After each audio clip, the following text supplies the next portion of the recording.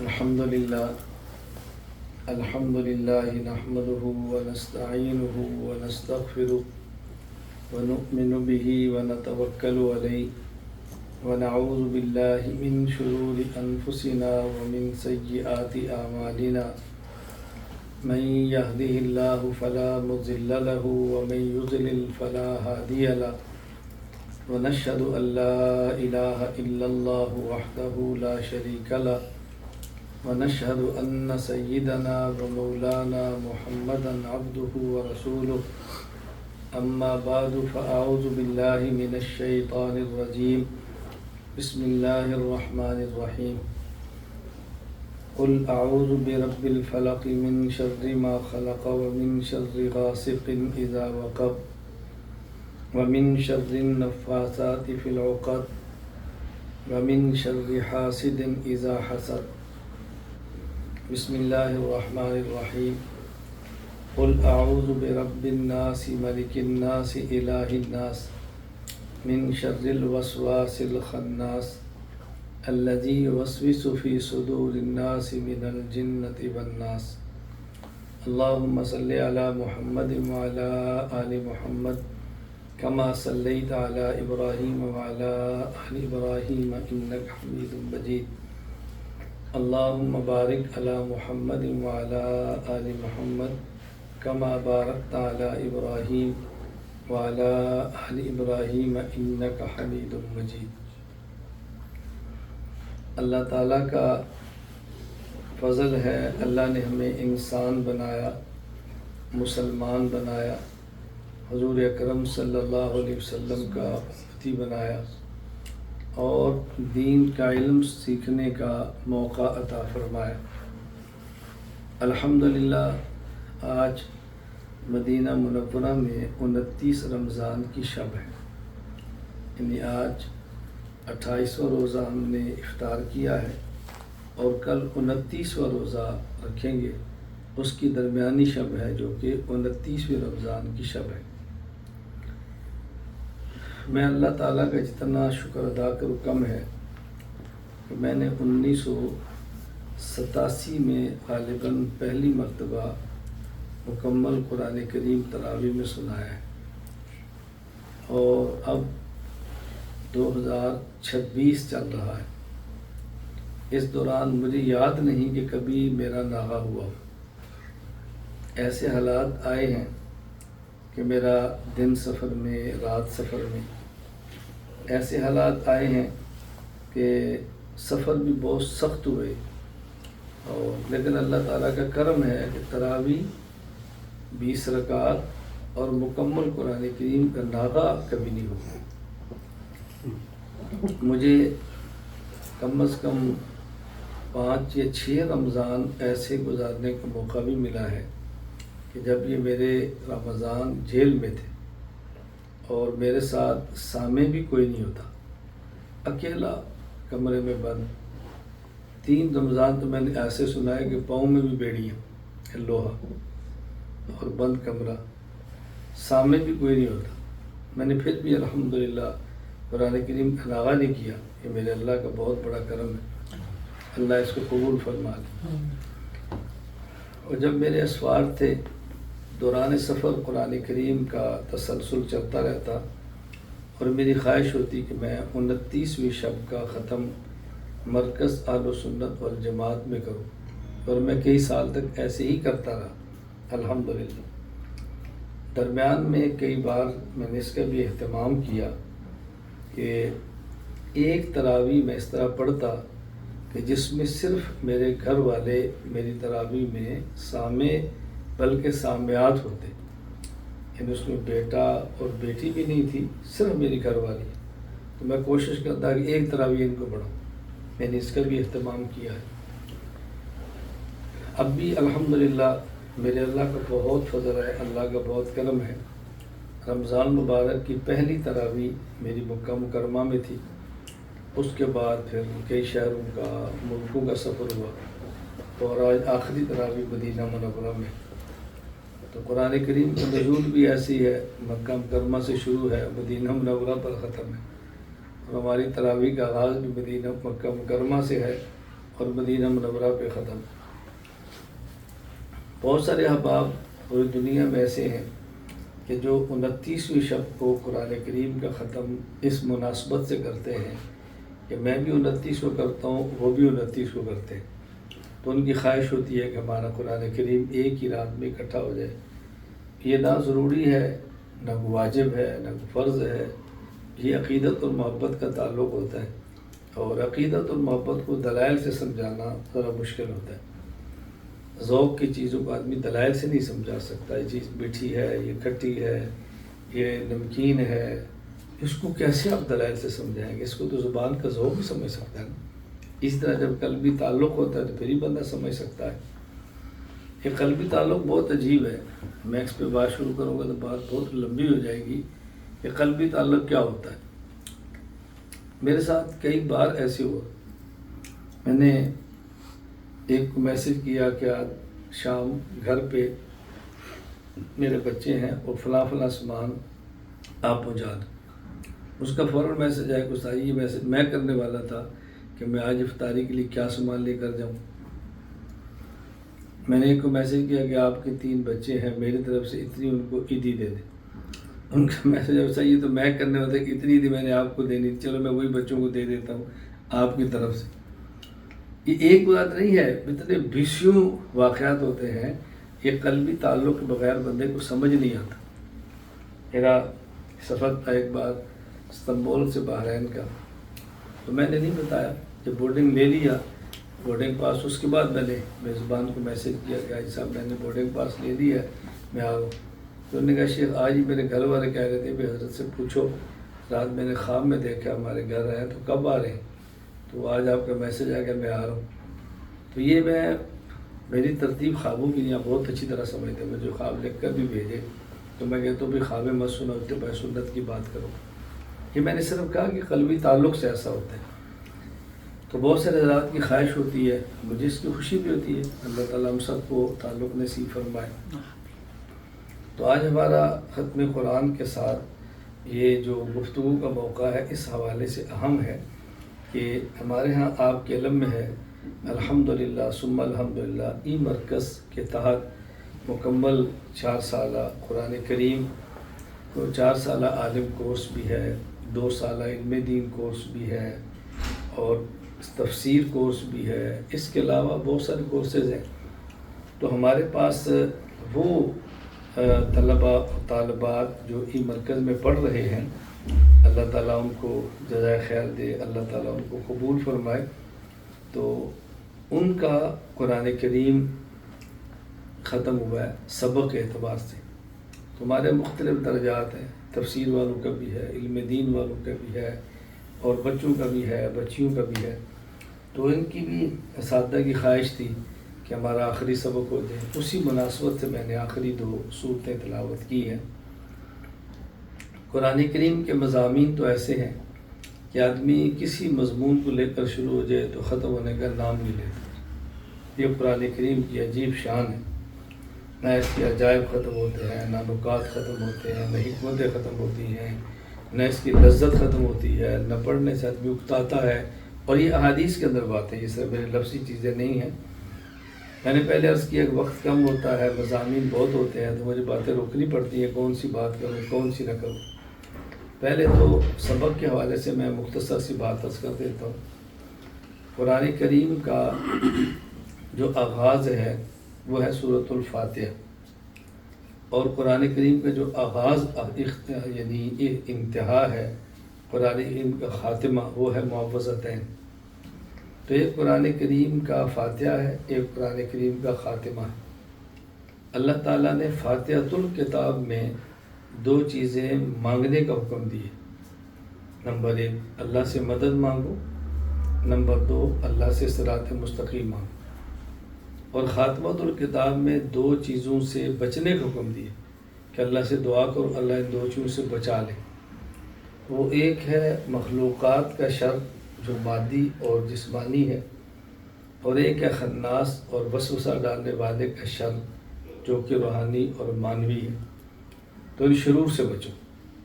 تو دیکھو 2 چیزیں فرمایا کہ تم اللہ سے مانگو تمہیں مل جائیں، اور 2 چیزوں کے بارے میں کہ اللہ سے دعا مانگو کہ تمہیں اس سے پناہ مل جائے۔ اس کا فائدہ کیا ہے؟ ہمارے سامنے ایک دنیا ہے اور ایک آخرت ہے۔ ربنا آتنا فی الدنیا حسنہ وفی الآخرۃ حسنہ وقنا عذاب النار، یہ ہمیں حکم ہے ہم اللہ سے دعا مانگیں، یا اللہ ہماری دنیا بھی بہتر بنا دے، آخرت بھی بہتر بنا دے۔ دنیا بہتر کیسے بنے گی؟ آخرت بہتر کیسے بنے گی؟ دیکھیں، اگر ہمیں اللہ کی مدد مل گئی تو دنیا بہتر ہے، اور اگر ہمیں صراط مستقیم مل گیا تو آخرت بہتر ہے۔ اگر ہم مخلوقات کے شر سے بچ گئے تو دنیا بہتر ہے، وسوسہ ڈالنے والے کی شر سے بچ گئے تو آخرت بہتر ہے۔ تو 2 چیزیں ایسی ہیں، مل جائیں تو دنیا، اور 2 چیزیں ایسی ہیں کہ جس کا تعلق آخرت سے، اللہ کی مدد کا ملنا اور مخلوقات کے شر سے بچنا، دنیا بہتر ہے۔ صراط مستقیم کا ملنا اور وسوسہ ڈالنے والے کے شر سے بچنا تاکہ عقائد اور اعمال درست ہوں تو آخرت بہتر ہے۔ کیسا قرآن کریم نے چھوڑ رکھا ہے، اور کیسا قرآن کریم اللہ تعالیٰ کا مربوط کلام ہے، یعنی پہلی سورت سے لے کے 114ویں سورت تک ان کا جوڑ آپس میں کتنا مضبوط ہے۔ اس لیے ہمارے ہاں ترجمۃ القرآن میں مستقل ایک چیز چلتی ہے جسے کہتے ہیں ربط بین السور، سورت کا سورت سے رابطہ، ربط بین الآیات، آیت کا آیت سے کیا ربط ہے، کیا تعلق ہے آپس میں، اس تعلق کو سمجھیں۔ تو ہم دعا کرتے ہیں اللہ تعالی ہم سب کو اپنی مدد اور نصرت عطا فرمائے، اللہ تعالی ہم سب کو صراط مستقیم عطا فرمائے، اللہ تعالی ہم سب کو مخلوقات کے شر سے بچائے، اللہ تعالی ہم سب کو وسوسہ ڈالنے والوں کے شر سے بچائے۔ اب میں یہ سبق میں نے مختصر سے بڑھا دی ہے، اب میں کچھ باتیں عرض کرنا چاہتا ہوں، آج کے مجلس میں بہت اہم ہے، اس کو بہت اچھی طرح سمجھ۔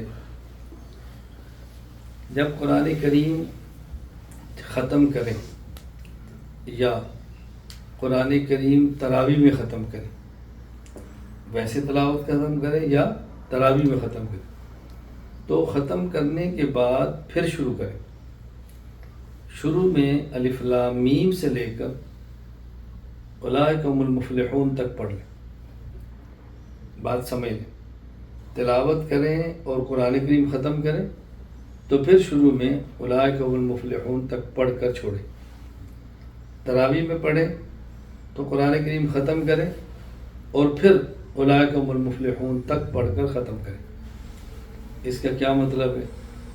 اسے کہتے ہیں تفاعل، نیک فعل، یعنی یہ گویا ایک بات کی علامت ہوتی ہے کہ ہم نے قرآن کریم کو دوبارہ پھر پڑھنا ہے، چھوڑنا نہیں، پھر شروع کر کے تھوڑا سا چھوڑ دیں، اب اس کو پھر مکمل کریں۔ یعنی قرآن کریم تسلسل سے چلتے رہنا چاہیے، ختم پھر شروع، ختم پھر شروع، ختم پھر شروع، یہ سلسلہ ختم نہ ہو۔ پھر جب قرآن کریم تراویح میں پڑھیں تو قرآن کریم میں ایک آیت ہے بسم اللہ الرحمن الرحیم، یہ قرآن کریم کی آیت ہے۔ ایک ہے سورۃ النمل میں انہ من سلیمان و انہ بسم اللہ الرحمن الرحیم، میں اس کی بات نہیں کر رہا، اس کے علاوہ حضرت امام اعظم امام ابو حنیفہ رحمہ اللہ کے ہاں بسم اللہ قرآن کریم کی آیت ہے، لیکن متعین نہیں کہ کس سورت کی آیت ہے۔ یہ جو سورتوں کے شروع میں بسم اللہ الرحمن الرحیم لکھا جاتا ہے، امام ابو حنیفہ رحمہ اللہ کے ہاں یہ اس سورت کا جز نہیں ہوتا، یعنی سورۃ الفاتحہ کی 7 آیتیں ہیں تو بسم اللہ سورۃ فاتحہ کی آیت نہیں ہے۔ بسم اللہ ہر سورت کے شروع میں لکھا جاتا ہے سوروں کے درمیان فرق کرنے کے لیے، لیکن بسم اللہ ہے قرآن کریم کی آیت۔ اب جب آیت ہے، ہم نے مکمل قرآن کریم تراویح میں پڑھا اور سامعین نے سنا، تو سامعین کو پورا قرآن کریم کا اجر تو ملے گا، اگر نہیں سنیں گے تب بھی۔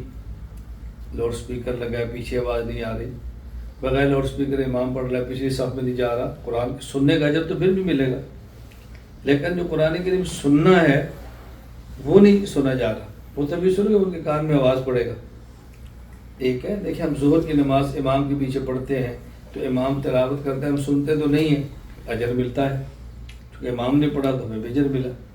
لیکن فجر مغرب عشاء میں امام قرآن پڑھتا ہے تو ہمیں اجر بھی ملتا ہے اور قرآن سنتے بھی ہیں، وہ سننے کی لذت بھی ہوتی ہے. تو اگر قرآن کریم میں ایک مرتبہ بھی بسم اللہ الرحمن الرحیم کو جہراً نہ امام نے پڑھا تو مقتدی ایک آیت سننے سے محروم رہ جائیں گے. تو ایک مرتبہ بسم اللہ الرحمن الرحیم کو جہراً پڑھنا چاہیے. لیکن کس سورت کے شروع میں پڑھے؟ میرا اپنا ذوق یہ ہے کہ میں سورۃ العلق کے آغاز میں پڑھتا ہوں، اقرأ بسم ربک الذی خلق. اس کی وجہ میرے ہاں یہ ہوتی ہے کہ اقرأ بسم ربک الذی خلق یہ قرآن کریم کی پہلی وحی ہے، قرآن کریم کی پہلی وحی.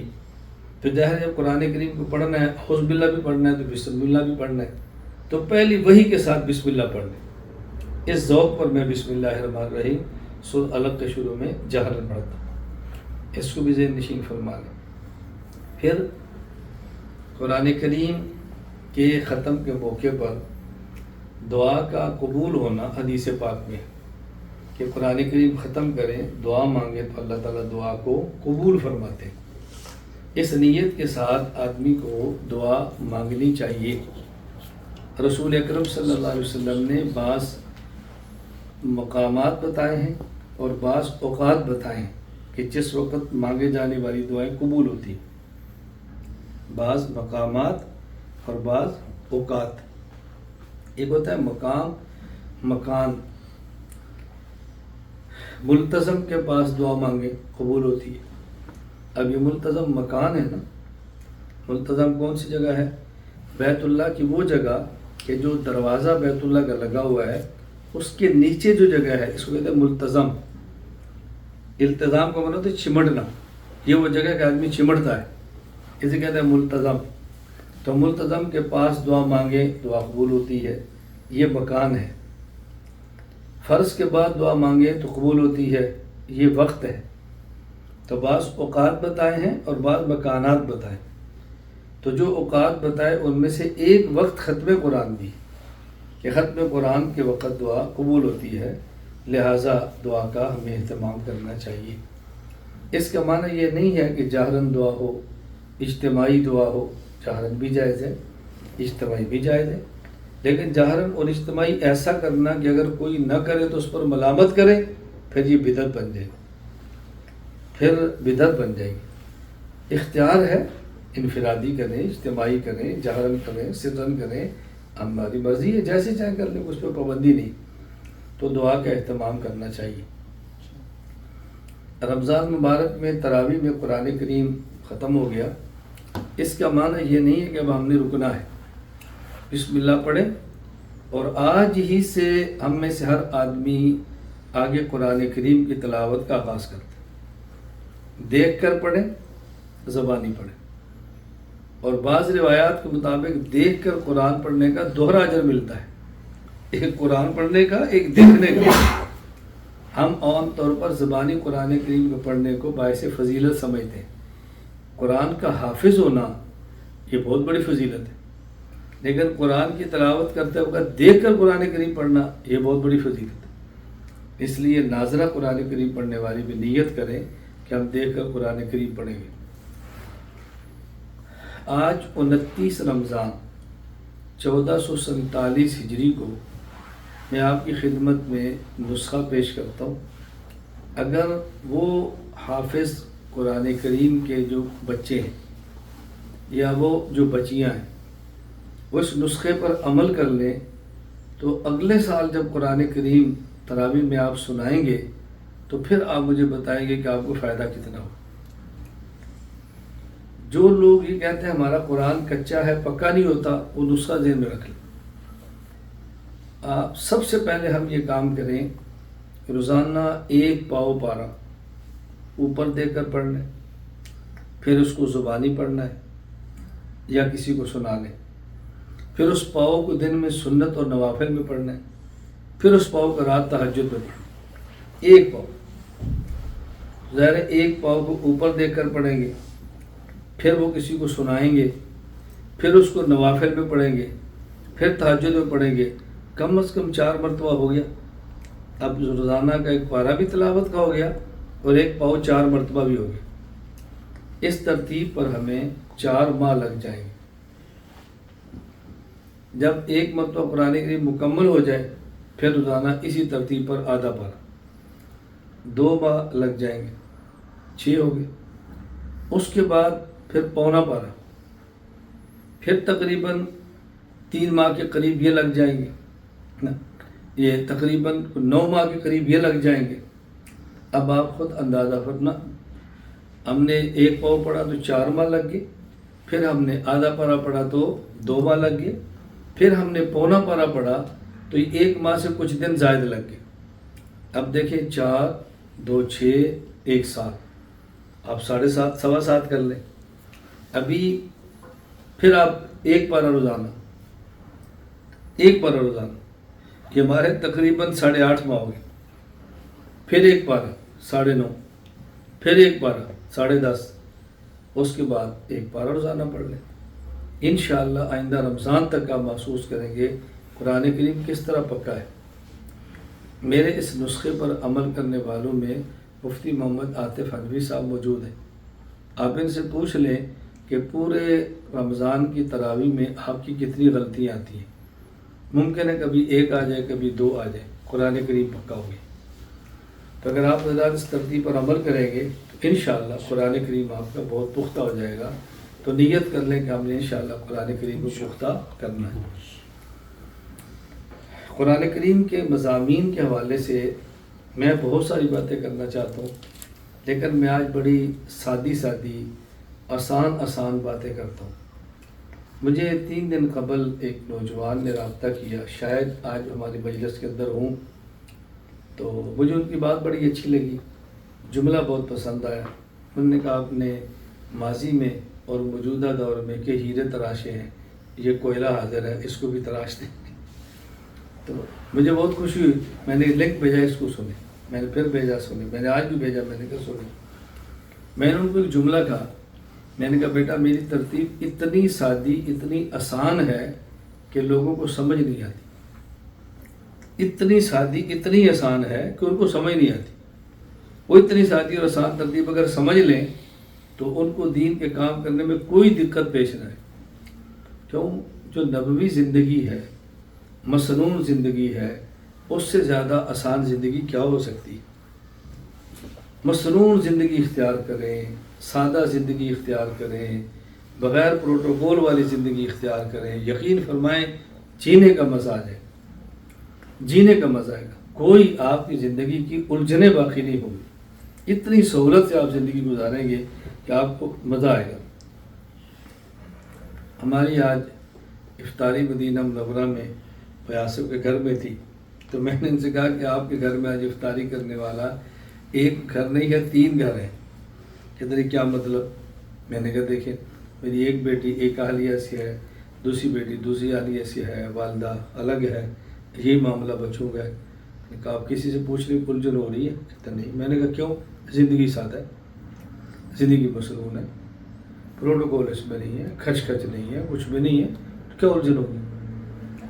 جب آپ پروٹوکول کے اندر آئیں گے نا اور سادہ زندگی کو مشکل بنائیں گے، تکلفات کے اندر آئیں گے، تو پھر آپ کی زندگی بہت مشکل ہو جائے گی۔ میں یہاں پھر بات وضاحت کرنا چاہتا ہوں، مزید آگے بات کروں گا کہ میری اس بات کا ہرگز یہ معنی نہیں ہے کہ میری گفتگو کرنے والے سننے والے مرد اپنے گھر میں اپنی بیویوں کو تنگ کرنا شروع کریں۔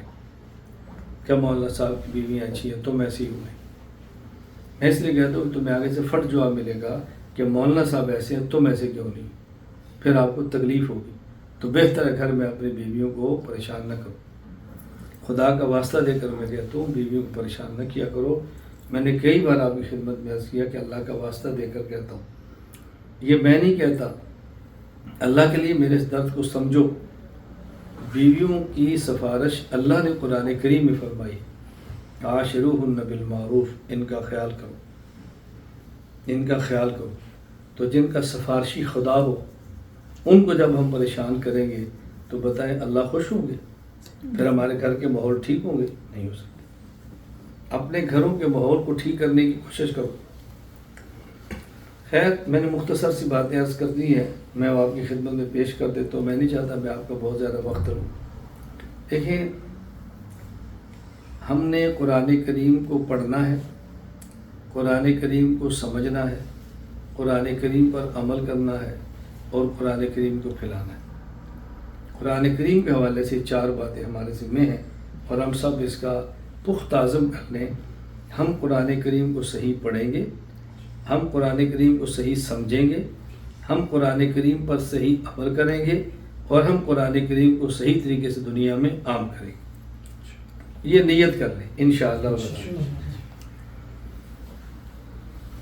قرآن کریم 2 طرح سے بات کرتا ہے، جو کرنا ہے وہ بھی سمجھاتا ہے، جو نہیں کرنا وہ بھی سمجھاتا ہے۔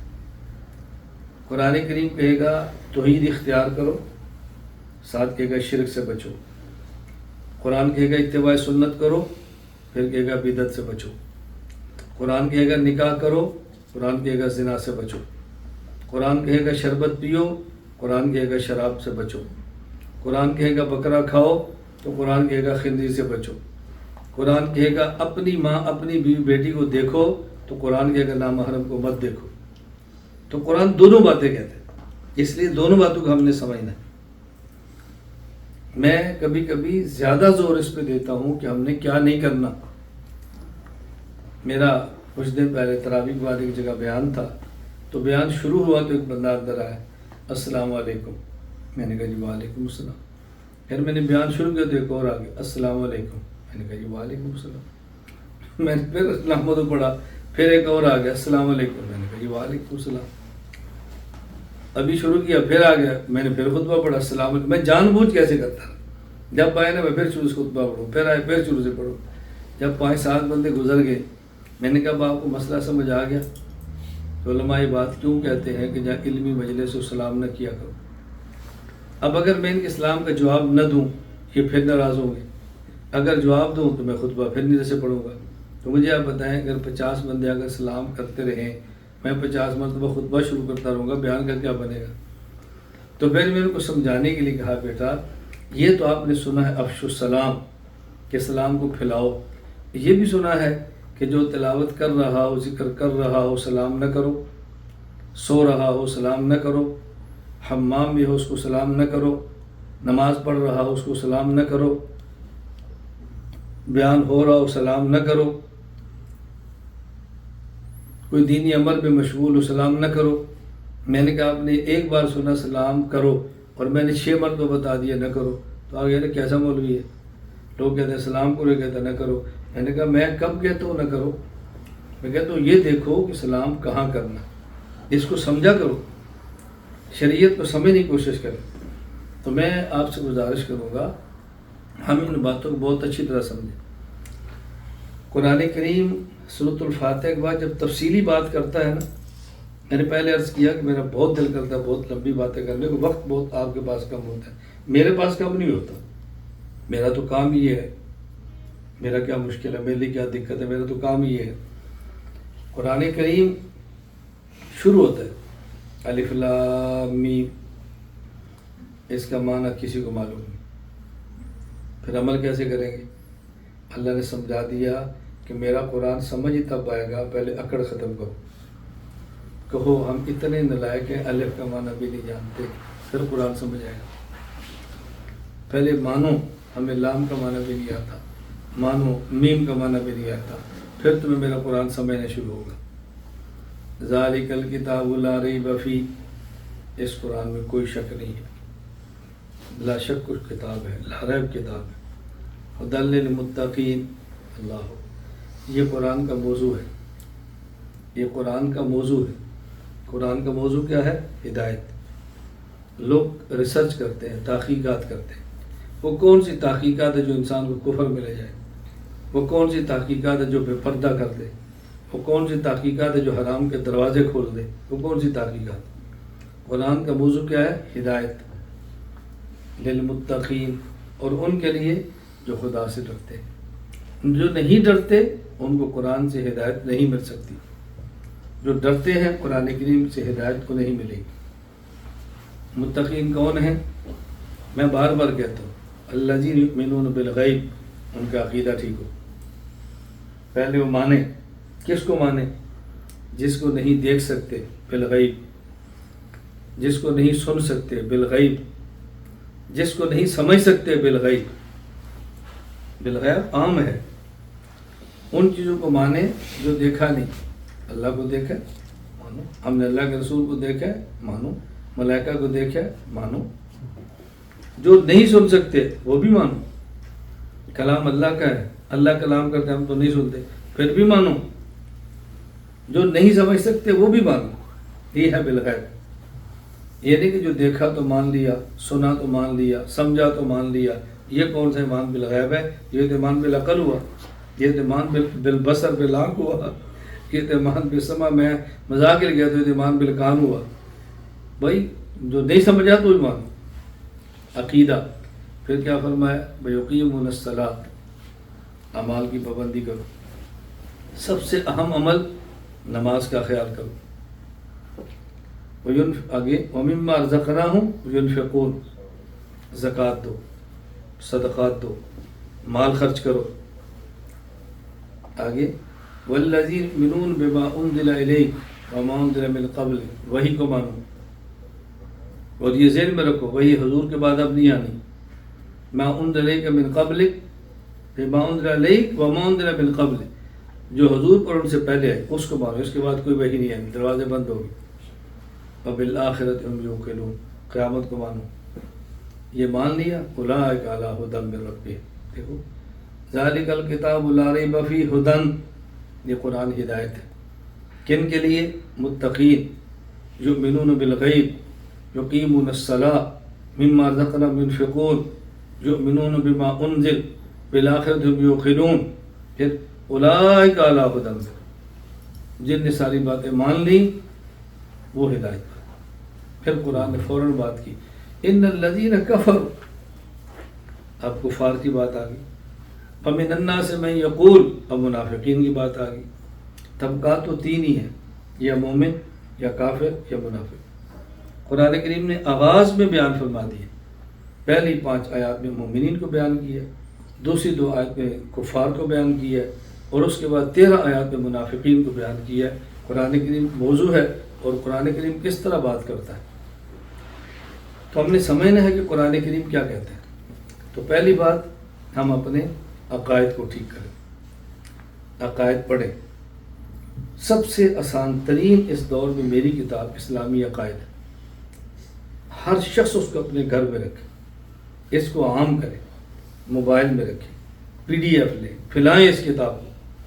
ہر مکتبے میں، ہر گھر میں یہ کتاب ہونی چاہیے، اسلامی عقائد، تاکہ ہم اس کتاب کو سمجھیں، عقائد ٹھیک کریں. اس کے بعد پھر کیا ہے؟ پھر ہے اخلاق. اپنی قلبی کیفیات کو درست کریں. قلبی کیفیات، اس کو درست کریں. مجھے آج ایک دوست کا انگلینڈ سے میسیج آیا کہ مولانا صاحب ایک ہے جلال، ایک ہے جمال. طبیعت میں جلال جاتا نہیں، اس جلال کو ختم کر کے جمال کیسے حاصل کریں؟ میں نے کہا صحبت شیخ کے پاس جا رہے. کیوں؟ جب شیخ سے دور ہے تو آپ کا مزاج ہے ڈانٹنے کا، اور جب شیخ کی مجلس میں رہیں گے تو پھر مزاج بنے گا ڈانٹ سننے کا. جب 40 دن تک ڈانٹ سنیں گے، کان کھنچوائیں گے، اپنے جذبات کو مجروح کروائیں گے، تو خود بخود ہی طبیعت میں جمال پیدا ہو جائے گا. ہر وقت گھر میں بیوی کے پاس ہے روب ہے، چھوٹی بہنوں کے پاس ہے روب ہے، ماں ہے اب جھاڑتے پھر رہے ہیں، نوکر ہے جھاڑتے پھر رہے ہیں، تو کہاں سے جمال پیدا ہوگا؟ 40 دن مسلسل ایک شیخ کے پاس ٹھہرے تو پھر دیکھنا جلال جمال سے کیسے بدلتا ہے، پھر دیکھنا کیسے تبدیلی آتی ہے. ہم اپنے اخلاق کو درست کریں. اور یہ بات میری اچھی طرح ذہن نشین فرما لیں. صحبت شیخ کے پاس اخلاق کا درست ہونا بہت مشکل ہے. پھر اعمال درست کریں. اخلاق کو میں پہلے اس لیے رکھتا ہوں کہ خلق کیفیت کا نام ہے. وہ کیفیت جس کام پہ ابھارتی ہے اس کام کو عمل کہتے ہیں. میں نے کئی بار کہا سخاوت کیفیت ہے، انفاق عمل ہے. شجاعت کیفیت ہے، قتال عمل ہے. حیا کیفیت ہے، غض بصر عمل ہے۔ پہلے دل میں جذبہ پیدا ہو، نامحرم آئے گی تو نہیں دیکھیں گے، تو پھر آنکھ جھکائیں گے نا، تو پہلے اخلاق ہوں گے، پھر اس کے بعد اعمال ہوں گے۔ پھر شروع کریں معاملات کو، معاملات درست کریں، مالی معاملات درست کریں۔ اس کے لیے ایک جملہ میرا یاد رکھیں، عربی کا جملہ ہے تعاشروا کالاقارب وتعاملوا کالاجانب، آپس میں رہو ایسے جیسے خونی رشتہ دار رہتے ہیں، اور مالی معاملات ایسے کرو جیسے اجنبی کرتے ہیں۔ آپس میں تعلقات ایسے رکھو جیسے سگے بھائی ہوتے ہیں، لیکن مالی معاملات ایسے رکھو ایک دوسرے کو جانتے ہی نہیں۔ قرض ہے تو قرض ہے، ادائیگی کب ہے، وقت کب ہے، دینا کب ہے، بس۔ مالی معاملات اجانب کی طرح رکھو، مالی معاملات رشتہ داروں کی طرح نہیں ہوتے۔ تعاشروا کالاقارب وتعاملوا کالاجانب، مالی معاملات کو بہت مضبوط کرو۔ اس قدر ہم بے راہ روی کا شکار ہوتے ہیں معاملات کو خراب ہونے سے کہ ہم دوسرے کی پریشانی نہیں سمجھتے۔ میں اس لیے روتا ہوں کہ میں نے دیکھا ہے، میں سنی باتیں نہیں کرتا، میں نے آنکھوں سے دیکھا، بظاہر دیندار نیک حلیے دیکھو ان کے، اور لاکھوں اور کروڑوں روپے لے کر ایسے غائب ہوتے ہیں کہ ان کو رتی برابر احساس نہیں ہوتا کہ کس جہنم کا ایندھن بن رہے ہیں لوگوں کو خراب کر کے۔ اللہ کا واسطہ مالی معاملات کو ہم درست کریں، عقائد درست ہوئے، اخلاق درست ہوئے، اعمال درست ہوئے، مالی معاملات درست ہوئے، اب معاشرت یہ ہے انسانی سوسائٹی۔ عقائد درست ہوں، اخلاق درست ہوں، اعمال درست ہوں، باہمی معاملات درست ہوں، معاشرہ خود بخود ٹھیک ہو جائے، معاشرہ خود بخود ٹھیک ہو۔ دیکھیں، جب ایک ہمارا عقیدہ ہے کہ کسی کا مال کھایا تو قیامت کو دینا ہے، کیوں کھائیں گے؟ پھر کچھ کوتاہی ہے، وہ شیخ کی صحبت میں رہنے سے ختم ہو جائے گی، تو کیوں کھائیں گے مال؟ اب ان کا معاشرہ ٹھیک ہو جائے گا۔ معاشرہ کیا ہے؟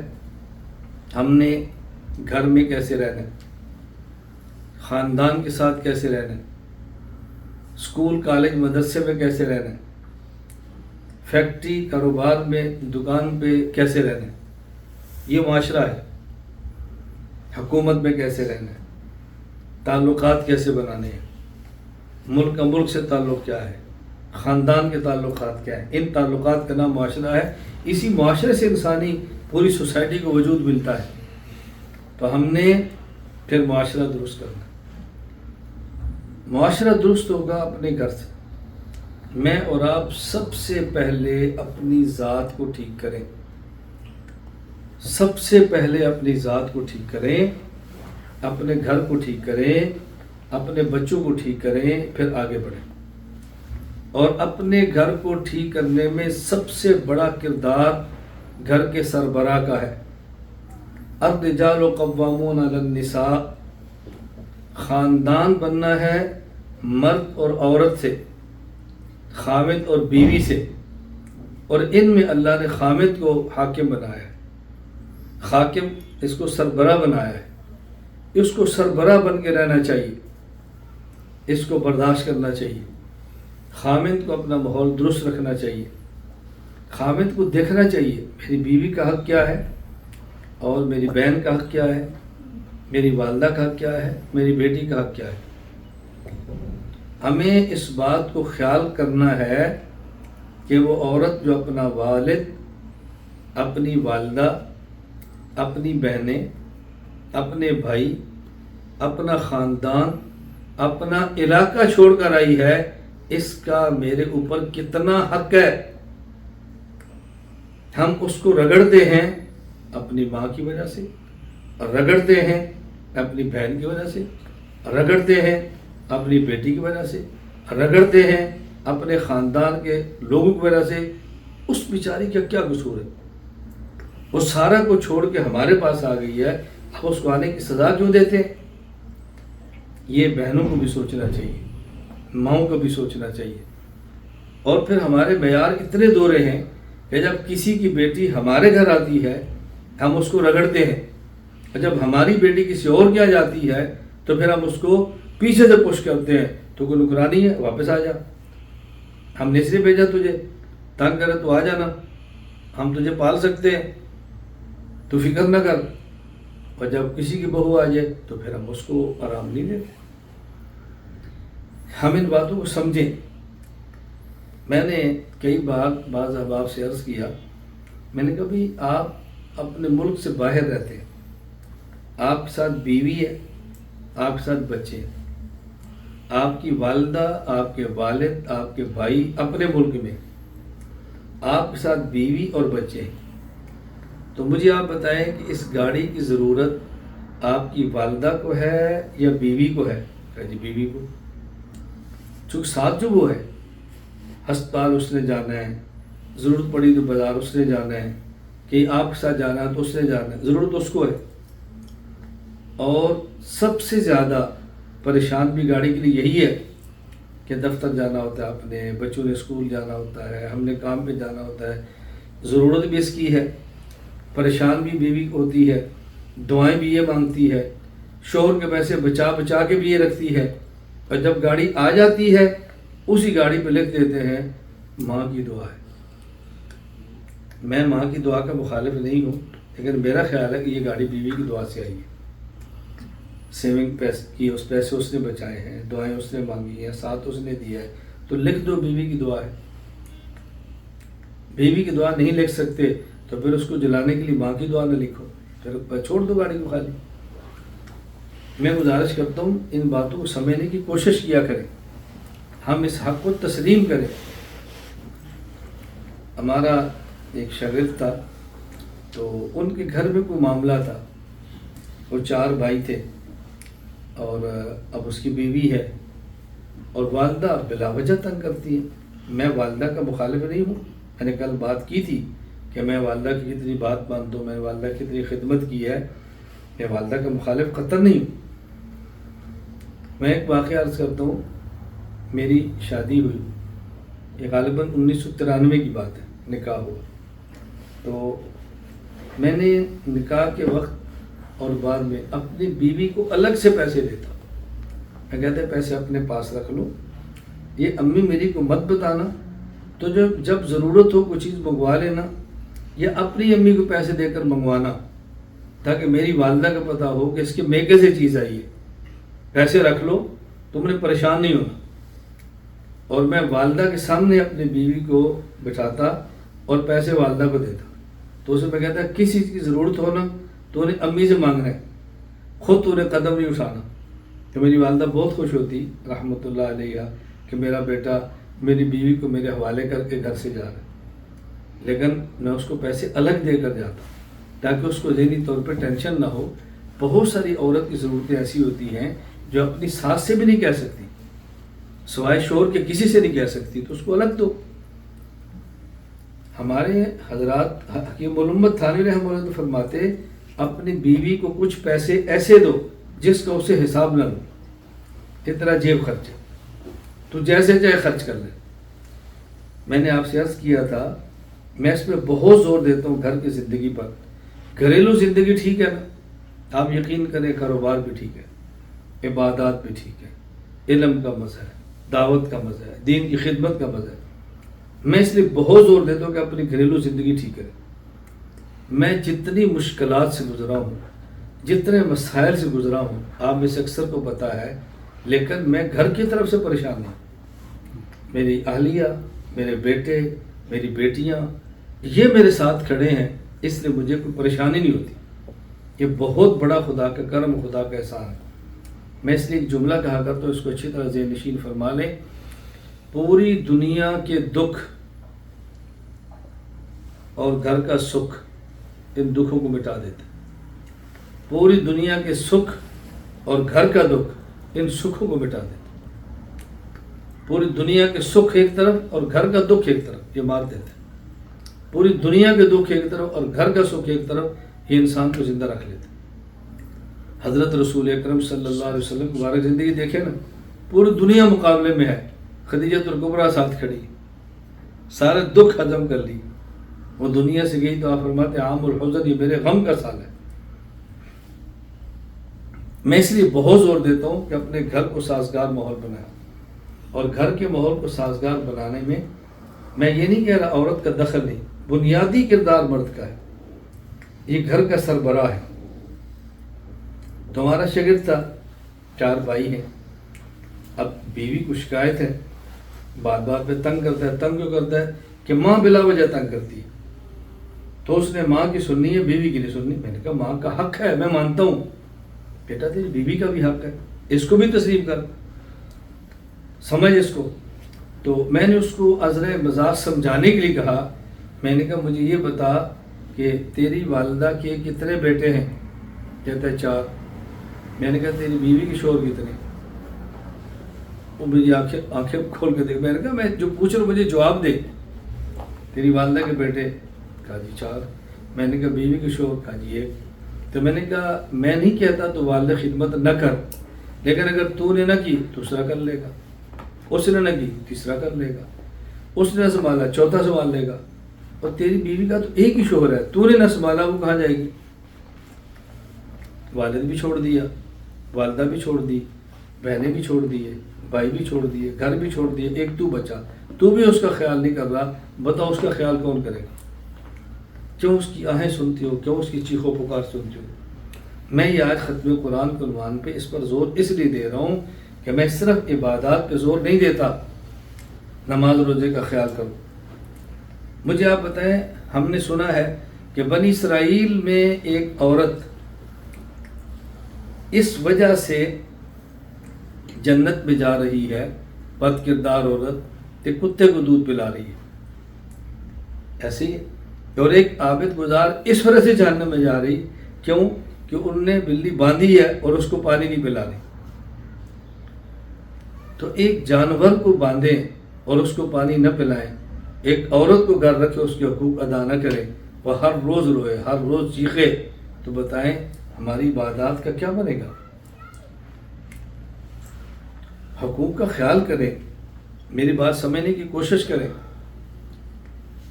آپ یقین فرما لیں، جو بچیاں ہمارے یہاں پڑھتی ہیں وہ پوچھ لیں، جو نہیں پڑھتی، جو میری گفتگو سن رہے ہیں، وہ اپنے گھر والوں کے ذریعے میرے گھر سے پوچھ لیں کہ میں کس طرح گھر والوں کا خیال رکھتا ہوں۔ ان کی کوئی سہیلی ہو تو ہدیہ دو، کوئی سہیلی ہے اس کے آنے پہ کھانا کھلاؤ، تو اس کی خدمت کرو۔ بھئی جس طرح ہمارے دوست ہیں ہمیں خوشی ہوتی ہے، تو ہماری بیوی کی جو دوستیں اور سہیلیاں ہیں، آخر ان سے بھی تو تعلق رکھنے، ہدیہ بھی دیں گی۔ ہم اپنے دوستوں کو ہدیہ دیتے بھی ہیں، لیتے بھی ہیں، تو اگر ہم ان کو کہہ دیں کہ تم اپنی کسی سہیلی کو ہدیہ دینا چاہو تو میری طرف سے اجازت ہے، وہ کتنی خوش ہوگی؟ بھئی کسی کو جائز خوشیاں دو تاکہ ناجائز خوشیوں کی طرف انسان کا رخ نہ جائے۔ جب ہم جائز خوشیاں بھی نہیں دیں گے تو پھر ناجائز خوشیوں کے دروازے کھلتے ہیں۔ اس لیے ہمارے شیخ حضرت شاہ کی مخت رحمہ اللہ فرمایا کرتے تھے، اپنے نفس کو اتنی جائز خوشیاں دو، اپنے نفس کو اتنی حلال خوشیاں دو اور حرام کے تقاضے چھوڑ دیں۔ اپنے نفس کو اتنی حلال خوشیاں دو اور حرام کے تقاضے چھوڑ دیں۔ تو اپنے گھروں کا خیال رکھیں، اللہ میں بات سمجھنے کی توفیق عطا فرمائے۔ میں اس لیے آپ خدمت میں گزارش کر رہا ہوں، سب سے پہلے شاید آج 29واں روزہ ہے اور کل عید ہو جائے، ممکن ہے پرسوں بعض جگہ پر عید ہو، پرسوں ممکن ہے ہماری پرسوں ہو، تو میں چاہتا ہوں کہ عید کی خوشیاں ایسے ہوں کہ سب سے پہلے شوہر سے بیوی خوش ہو، بیوی سے شوہر خوش ہو، یہ دونوں خوش ہوں تو ان کی اولاد ان سے خوش ہو، یہ اپنی اولاد سے خوش ہو۔ یہ ہے عید، یہ ہے عید۔ اپنے گھر کے ماحول کو خراب کر رہے ہیں اور تبصرے کبھی اس جنگ پہ ہو رہے ہیں، کبھی اس ملک پہ ہو رہے ہیں، کبھی اس صدر پہ ہو رہے ہیں۔ اپنے گھر کے ماحول کو تو ٹھیک کرو، جو ہمارے اختیار میں اس کو تو ٹھیک کرو۔ اپنے گھر میں خانہ جنگی لگی ہوئی ہے اور دنیا میں تبصرے ہو رہے ہیں، اپنے گھر میں قتل و غارت ہو رہی ہے، دنیا میں تبصرے ہو رہے ہیں، اپنے گھروں میں طلاقیں ہو رہی ہیں، دنیا میں تبصرے ہو رہے ہیں، اپنے بچے رو رہے ہیں، دنیا میں تبصرے ہو رہے ہیں۔ ہم اپنا خیال کریں، اپنے بچوں کا کریں، اللہ کے لیے ترس کھائیں ہم اپنی ذات پر اور ترس کھائیں اپنے گھر کے اوپر۔ میں نے کئی بار گزارش کی، میں گھروں کے معاملات پہ توجہ کیوں دیتا ہوں؟ میری خواہش ہے کہ دنیا میں ہر مسلمان کا گھر ایک مدرسہ بن جائے، ایک خانقاہ بن جائے۔ تو ہر گھر مدرسہ خان کا کیسے بنے گا؟ جب خاوند اور بیوی کا تعلق ٹھیک ہوگا، جب یہ دونوں ٹھیک ہوں گے تو بچے ٹھیک ہوں گے۔ ظاہر ہے جب میں اور میری بیوی ہم خوش ہیں تو ہمارے بچے بھی خوش ہوں گے، اور جب میں اور میری بیوی کے تعلق خراب ہے تو یا میرے بچے بیوی کے ساتھ ہوں گے یا میرے بچے میرے ساتھ ہوں گے، یا میں ذہن سازی ان کی ماں کے خلاف کروں گا یا وہ ذہن سازی میرے خلاف کرے گی، تو گھر کی فضا کیسے بن سکتی ہے؟ اور جب ہم دونوں خوش ہیں تو ہمارے بچے بھی خوش ہیں، بچے ہماری زندگی دیکھ کر اپنی زندگی کو بنائیں گے۔ تو میں اس لیے کہہ رہا ہوں، میں ٹوٹتے گھر دیکھ رہا ہوں، اجڑتے گھر دیکھ رہا ہوں، گھروں کی ٹینشن پریشانیاں دیکھ رہا ہوں۔ یقین کریں میں ان گھروں کو جانتا ہوں، اللہ کی قسم جب بچے کو بات کرتے ہیں ایسے کلیجہ منہ کو آتا ہے، کہتے ہیں استاد جی ہم کیا کریں، امی کے پاس ہیں ابو کے پاس ہے، ہمیں سمجھ نہیں آتی، ہم نہ ماں کو چھوڑ سکتے ہیں نہ باپ کو چھوڑ سکتے ہیں، ہم کیا کریں؟ تو ان باتوں کو ہم سمجھنے کی کوشش کریں۔ ہمارے تعلقات خاوند اور بیوی کے درست ہوں گے تو انشاءاللہ ہمارے گھر کا ماحول بنے گا۔ ہم نے شوال سے داخلے کرنے ہیں، ای مرکز میں بچوں کو، بچیوں کو، بڑوں کو، مردوں کو، عورتوں کو داخل کرنا ہے۔ ہم نے علم کی فضا بنانی ہے، تربیت کی فضا بنانی ہے، خانقاہی ماحول بنانا ہے۔ یہ تب ہوگا جب ہمارے گھر کے ماحول ٹھیک ہوں گے، جب ہمارے گھر کے ماحول ٹھیک ہوں۔ عید تو وہ خوشی ہے جو بار بار آنے والی، عید وہ خوشی ہے جو بار بار آنے والی۔ یہ میں نے مختصر سی بات گھر کے حوالے سے کی ہے، مجھے امید ہے کہ آپ اس پر توجہ دیں گے۔ عید کے دن گھر سے باہر وقت مت گزارو، گھر سے باہر مت دوڑو۔ 29ویں شب کو جاگے ہیں، روزہ رکھا ہے، اگر اگلا روزہ تو رات جاگے ہیں، دن کو نئے کپڑے ہیں تو پہنو، نہیں ہے جو اچھے کپڑے ہیں وہ پہنو۔ عید کے دن کوئی نیا کپڑا پہننا ضروری نہیں ہے، جو کپڑا اچھا ہے وہ پہنو۔ ہاں میں یہ گزارش کروں گا، ہر مرد ہر عورت جن کو مجھ سے تعلق ہے، مجھ پر اعتماد کرتے ہیں، مجھ سے عقیدت رکھتے ہیں، میری بات کو مانتے ہیں، وہ یہ نیت کر لیں کہ ہم عید کے دن کوئی بھی نیا کپڑا اگر لیں گے تو اس کے بدلے میں پرانا کپڑا وہ صدقہ کر دیں گے۔ اس پر ملے گا کیا؟ حضرت عمر رضی اللہ تعالیٰ عنہ فرماتے ہیں، حضرت عمر رضی اللہ تعالیٰ عنہ نیا کپڑا پہنا اور دعا مانگی، الحمدللہ الذی کسانی ما اواری بھی عورتی و تجمل بھی حیاتی، یہ دعا مانگی اور پھر پرانا کپڑا صدقہ کر دیا۔ اور فرمایا میں نے رسول اللہ صلی اللہ علیہ وسلم سے سنا ہے، جو آدمی نیا کپڑا پہنے، دعا مانگے اور پرانا کپڑا صدقہ کر دے، کان فی حفظ اللہ، فی ستر اللہ، فی کنف اللہ، وہ اللہ کی حفاظت کے اندر آ جاتا ہے پرانا کپڑا صدقہ کرنے پر۔ تو ہم نیت کریں کہ نیا کپڑا پہنیں گے تو پرانا کپڑا صدقہ کر دیں گے۔ ان کا مجھ سے تعلق ہے، بے شک مجھے پیغام بھیج کے اطلاع کرے، استاد جی الحمدللہ میں نے پرانا کپڑا صدقہ کیا، مجھے خوشی ہوگی۔ عید کا دن ہے، اپنے بچوں کو عیدی دینی چاہیے۔ یہ فرض واجب نہیں ہے، یہ خوشی کا ہمارا ایک رواج ہے۔ شوہر اپنی بیوی کو عیدی دے، اس کی ماتحت ہے، کوئی حرج کی بات نہیں، خوشی کی بات ہے۔ چھوٹوں کو عیدی دیں، لیکن اس کے ساتھ غریب کے بچے کو بھی دیں۔ چلو بچے کو 100 دیے، غریب کو 10 دے دیں، لیکن دیں، عیدی کا اہتمام کریں۔ جس امام کے پیچھے تراویح پڑھی ہے اس امام کو عیدی دیں، جس امام کے پیچھے پورا سال نمازیں پڑھتے ہیں اس امام کی خدمت کریں، جس امام کے پیچھے عید پڑھتے ہیں اس کی خدمت کریں۔ میں تو الحمدللہ اپنے ہاں اس کا اہتمام کرتا ہوں کہ ہمارے یہاں 5-6 مساجد ہیں، گاؤں میں عید ایک جگہ پہ ہوتی ہے، ہم اعلان کر کے عید کے پیسے جمع کرتے ہیں، امام کو بھی دیتے ہیں، مؤذن کو بھی دیتے ہیں، خادم کو دیتے ہیں۔ میں خود نہیں لیتا، اب تو ملک سے باہر ہوں، لیکن ہم دیتے ہیں۔ امام کو عیدی دو، مؤذن کو دو، خادم کو دو، خوش کرو ان کو، ان کی جیب بھی عید کے دن پیسوں سے بھری ہو، وہ بھی عید کے آنے کا انتظار کریں، وہ بھی اچھے کھانے بنائیں، وہ بھی اچھے کھانے کھائیں، وہ بھی اچھے کپڑے پہنیں، ان کا خوشیوں کا خیال کریں۔ اور عید کے دن باہر رش بہت ہوتا ہے، بہت بازار میں ادھم ہوتا ہے، کوشش کریں آرام کریں، خاندان میں بیٹھیں، بچوں کے ساتھ بیٹھیں۔ میں سیر و سیاحت سے منع نہیں کر رہا، لیکن ایسی سیاحت کے جو رش میں جائے بچے خراب ہوں گناہوں کا ماحول ہو، ایسے ماحول سے ہم خود کو بچانے کی کوشش کریں۔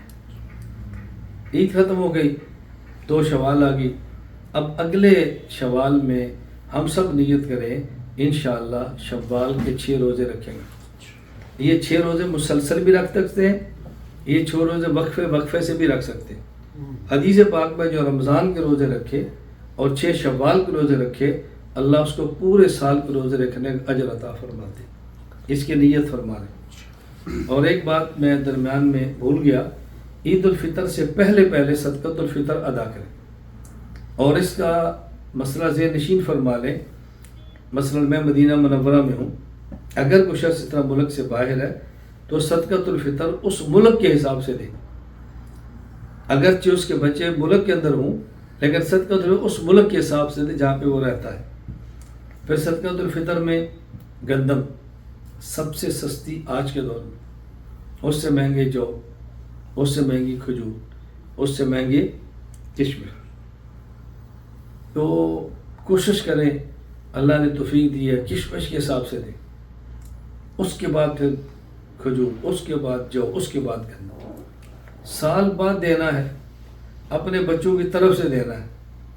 اب دیکھیں نا بچوں کو کتنے ہزار کا کپڑا بنا کے دیتے ہیں، کتنے ہزار کی جوتی دیتے ہیں، کتنے ہزار کا کھانا لگاتے ہیں، کتنے ہزار شاپنگ کے لگاتے ہیں، اور جب صدقۃ الفطر کی باری آتی ہے تو سب سے نیچے درجے کا دیتے ہیں۔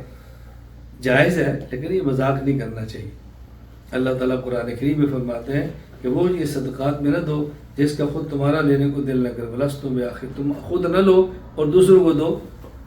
صدقۃ الفطر بڑے شوق اور رغبت سے دیں، عید کے موقع پر اچھا کھانا کھلائیں، کسی غریب کو بھی دیں، مستحق کو بھی دیں، ان کی خوشیوں کا بھی خیال کریں، ہم اس کا اہتمام کریں۔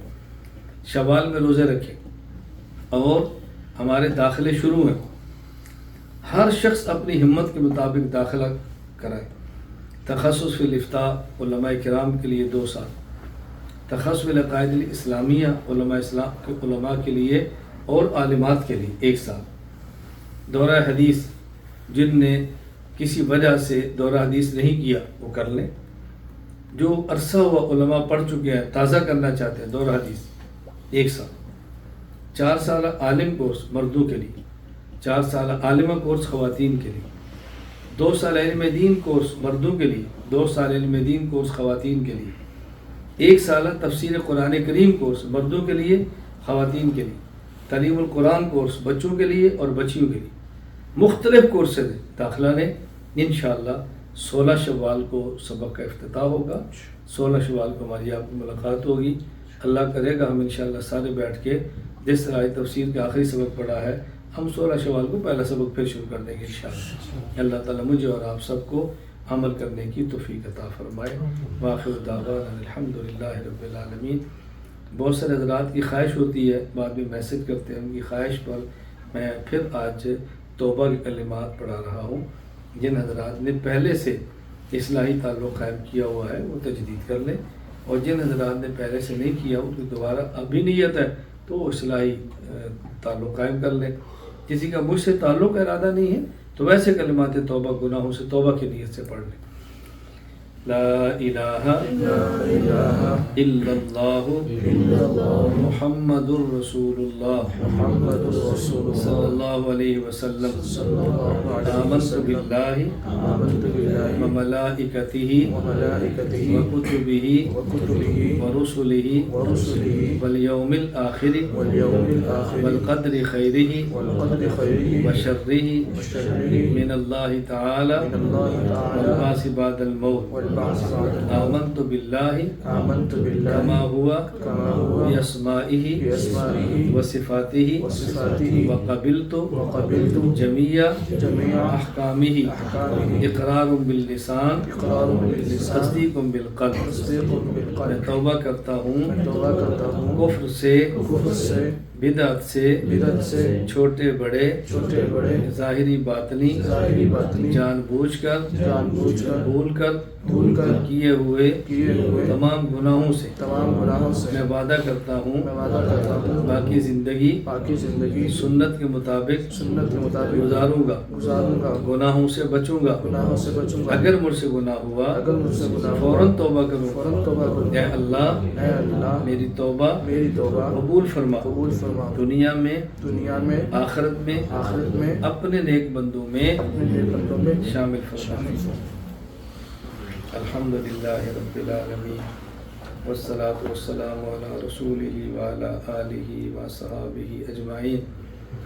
ربنا لا تؤاخذنا ان نسینا او اخطأنا، ربنا ولا تحمل علينا إصرا كما حملته على الذين من قبلنا، ربنا ولا تحملنا ما لا طاقة لنا به، واعف عنا واغفر لنا وارحمنا أنت مولانا فانصرنا على القوم الكافرين۔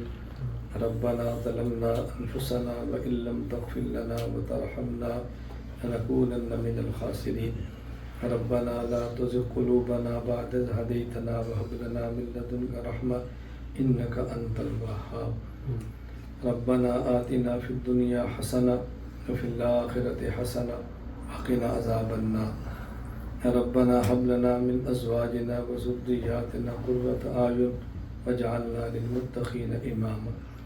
ربنا وآتنا ما وعدتنا على رسلك ولا تخزنا يوم القيامة إنك لا تخلف الميعاد۔ ربنا اغفر لنا ذنوبنا والإخوان الذين سبقونا بالإيمان ولا تجعل في قلوبنا غلا للذين آمنوا ربنا إنك رؤوف رحيم۔ ربنا آتنا في الدنيا حسنة وفي الآخرة حسنة وقنا عذاب النار۔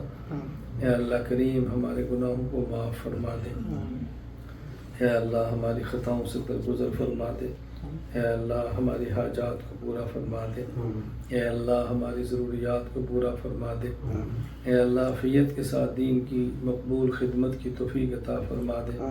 اللہ جن بچوں نے بچیوں نے قرآن کریم پڑھا ہے اللہ ان کو عمل کی توفیق عطا فرما دے، قرآن کریم کی سمجھ عطا فرما دے، ان کو قرآن کریم کی خدمت کے لیے قبول فرما لے۔ اللہ ہمارے گھروں میں خوشیاں پیدا فرما دے، اے اللہ خامد اور بیوی کے قلوب میں جوڑ پیدا فرما دے۔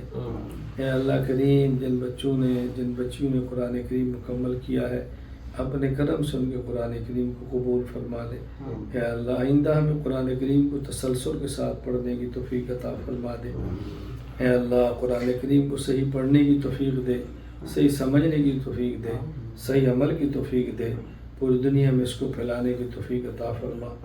اے اللہ تو مرکز اہل سنت والجماعت خانقاہ حنفیہ مرکز اللہ تو اس کے فیض کو عام فرما۔ اے اللہ اپنے فضل اور کرم سے اہل ذکر کو، اہل خیر کو، اہل علم کو، طالبین حق کے قلوب کو اے اللہ تو متوجہ فرما دے، اے اللہ تو متوجہ فرما دے۔ اے اللہ جو پوری دنیا میں جنگیں شروع ہیں اپنے کرم سے اس کو ختم فرما دے۔ اے اللہ مسلمانوں کی حفاظت فرما دے، اے اللہ مسلمانوں کی حفاظت فرما دے، اے اللہ مسلمانوں کی حفاظت فرما دے، کفار کو ہدایت عطا فرما دے۔ مقدر میں ہدایت نہیں تو اللہ کے ظالموں کو چن چن کے ختم فرما دے۔ اے اللہ جو حضرات، جو جماعتیں، جو ادارے، جو افراد، جو مراکز تیرے دین کی خدمت میں لگے ہیں اللہ تو سب کو قبول فرما دے، سب کی ضرورتیں پوری فرما دے، سب کو خزانہ غیب سے عطا فرما دے۔ اے اللہ اپنے کرم سے ہماری ان دعاؤں کو تو قبول فرما لے، اللہ ہماری دعاؤں کو قبول فرما لے، ہمارے خلوت کے گناہ معاف فرما دے، جلوت کے گناہ معاف فرما دے۔ اے اللہ ہمارے جو رشتہ دار آبا و اجداد فوت ہو چکے ہیں اللہ تو ان کی مغفرت فرما دے، اللہ ان کے درجات بلند فرما دے، اللہ ان کی قبروں کو منور فرما دے، اللہ جن کے والدین زندہ ہیں ان کے والدین کو صحت عطا فرما دے۔ اے اللہ جو بیمار ہیں ان کو صحت عطا فرما دے، اللہ جو بیمار ہیں ان کو صحت عطا فرما دے۔ اللہ تیرا کتنا کرم ہے، اللہ تیرا کتنا کرم ہے، اللہ تیرا کتنا کرم ہے، تو نے ایمان کی نعمت دی ہے، اللہ ہمیں کفر سے بچا لے، اللہ سنت کی نعمت دی ہے، بدعت سے بچا لے، اللہ ہدایت کی نعمت دی ہے، ضلالت سے بچا لے، اللہ صحت کی نعمت دی ہے، بیماری سے بچا لے، عزت کی نعمت دی ہے، ذلت سے بچا لے، حق کی نعمت دی ہے، باطل سے بچا لے، اہل حق سے جوڑا ہے، اہل باطل سے توڑ دے۔ اے اللہ اپنے کرم سے ہمارے ظاہر کی حفاظت فرما، ہمارے باطن کی حفاظت فرما، نفس و شیطان سے ہماری حفاظت فرما۔ اے اللہ نفس و شیطان سے ہماری حفاظت فرما۔ اے اللہ ہم نیک کام نہ کرنا چاہیں تب بھی کرنے کی توفیق دے دے، اللہ گناہوں سے نہ بچنا چاہیں تب بھی بچنے کی توفیق دے دے۔ لا حول ولا قوت الا باللہ، لا حول ولا قوت الا باللہ، لا حول ولا قوت الا باللہ۔ یا مقلب القلوب ثبت قلوبنا علی دینک، یا مقلب القلوب ثبت قلوبنا علی دینک، یا مقلب القلوب ثبت قلوبنا علی دینک، یا مصرف القلوب صرف قلوبنا علی دینک، صرف قلوبنا علی دینک، صرف قلوبنا علی دینک۔ اللہ ہمارے دلوں کو نرم فرما دے، دلوں کی سختیاں ختم فرما دے، دلوں کی شقاوت ختم فرما دے۔ اللہ ہمارے قلوب کو حسد سے، کینے سے، بغض سے، نفاق سے، اے اللہ بخل سے پاک فرما دے، اے اللہ پاک فرما دے۔ اے اللہ ہمارے قلوب کو نور ایمانی سے منور فرما دے، اللہ ہماری آنکھوں میں حیا عطا فرما دے، اللہ کانوں کو صحیح سننے کی، نام کو صحیح سننے کی، زبان کو سچ کہنے کی، دل کو صحیح سمجھنے کی توفیق عطا فرما دے۔ اللہ کریم عقل کو صحیح فیصلے کرنے کی توفیق عطا فرما دے۔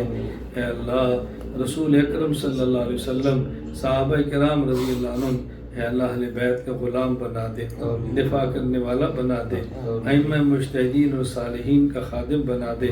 اللہ ہمیں اور ہماری نسلوں کو دین کی مقبول خدمت کی توفیق عطا فرما دے۔ اے اللہ ہماری نسلوں کو دین کے لیے قبول فرما لے۔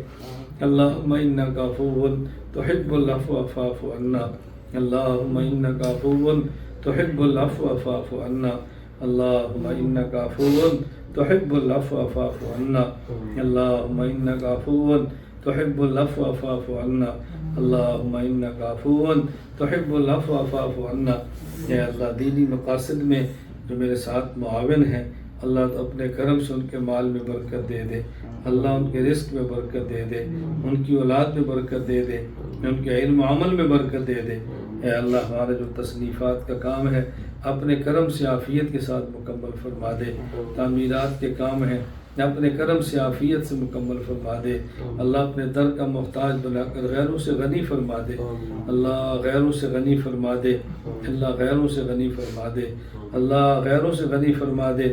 اے اللہ کریم اسلام اور خیر والی زندگی عطا فرما دے، اللہ ایمان والی موت عطا فرما دے، اللہ ایمان والی موت عطا فرما، اللہ ایمان والی موت عطا فرما، اللہ قبر کی سختیوں سے بچا لے، قبر کے عذاب سے بچا لے، جہنم کے گڑھے میں گرنے سے بچا لے۔